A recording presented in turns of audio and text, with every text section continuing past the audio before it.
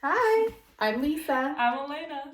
We are coming at you with a series of videos to help you understand your body a little bit better. And this is so new for Elena. She's never really gone to my classes. She doesn't really know what I'm going to do. And it's just going to show you like real time how I would teach in my classes. Okay, so we thought it would be fun to do because we've already shown these videos for a standing forward fold, a plank pose, and an upward facing dog, downward facing dog. So we're going to take her into this basic sun salutation, and I will try to refine her as we go. Sound good? Mm-hmm. All right, so you're going to come up to the top of your mat. This way? Yep. And I might, well, I'll keep it like this. We won't see your head for this first part, but so I'll have you face that direction. Okay. So you're going to start to go into a sun salutation the way you would. So you're going to inhale your arms up and then fold the body and shift your weight forward. Good. And then lift your torso somewhat up halfway. Place your hands on your knees and really reach your torso forward. Yeah, that looks good. And can you straighten your legs here? Really push those knees back. Yeah. Okay, good. Then bend your knees where you can get your hands right on the floor and step back into a plank pose. Okay, reach your chest forward, squeeze your arms together, and then lower down, head forward, and lower all the way to the floor. I'm gonna move back. Sorry. Good. And you're gonna lower all the way down to the floor. All the way down, all the way down. Now pick up your hands and give a little squeeze to your shoulder blades. Beautiful. Move your wrists back towards your hips and then press down and lift back to a downward facing dog. Oh yeah, upward facing dog first. Yes, that looks beautiful. Downward facing dog. Thank you for reminding me. Okay, now let's see what's going on here. So usually these can be held for about 5 breaths. So push your hands away. Yes. Okay, so this is going to be the focus on the first one, pushing your hands away. Can you lift your right wrist? Not the whole hand, but just the wrist. Oh. Yeah. And let that go. Lift the left wrist. Keep pushing back through the torso. Yeah. So a lot of people have wrist issues when they do this. Good. Now take your feet up to your hands. However you want. Good. You're back in your forward fold. And then you're going to use your legs to push down and sweep up.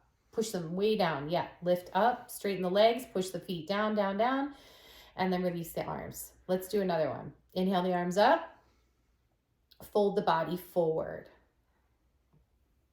Yes, so she was a lot more responsible in the legs there. I love seeing that. Okay, lift up halfway. Take your hands to your legs. Straighten them now. Really push. Yeah, swing your weight forward to your toes. Keep the chest lifted forward. Yeah, so now I see this whole line of the body being utilized of muscular strength. Now bend the knees all the way so your hands can touch the floor. Step back to your plank. Okay, hopefully you have enough room here. You're going to lower straight down to the floor. So just let everything go. Yes, pick up your hands. Keep squeezing your shoulder blades. Okay, now press up to your upward facing dog where you keep the shoulder blades squeezed in and just straighten the arms. Yes. Okay, downward facing dog.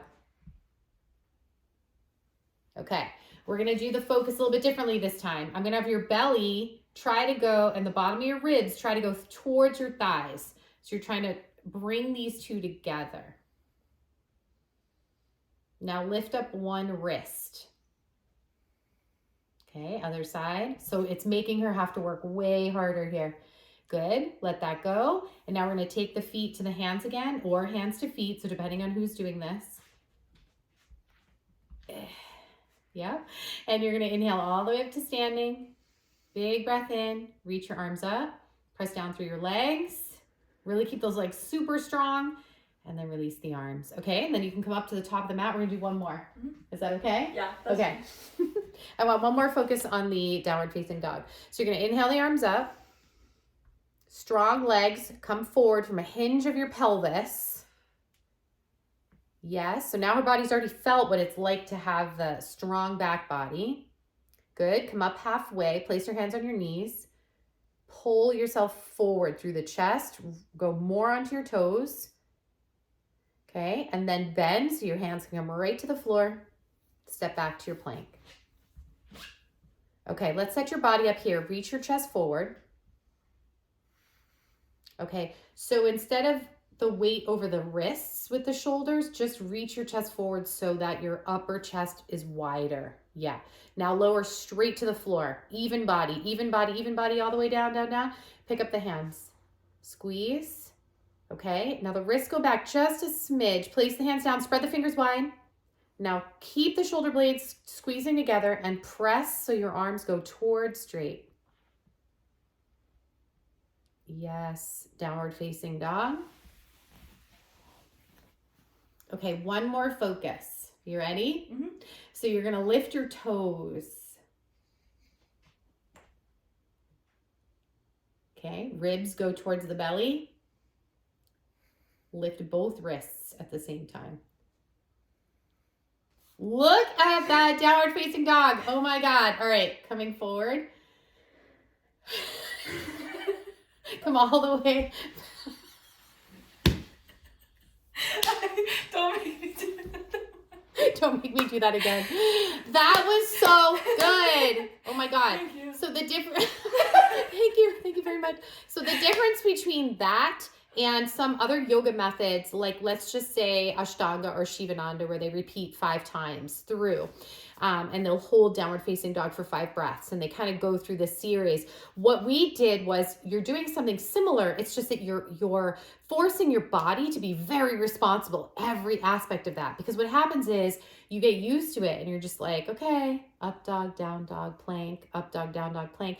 And it's not really going to benefit the body long term. Long term is you challenging at every stage and making yourself responsible so you can do maybe a little less and get more of a benefit. Okay, so you talk. Tell me.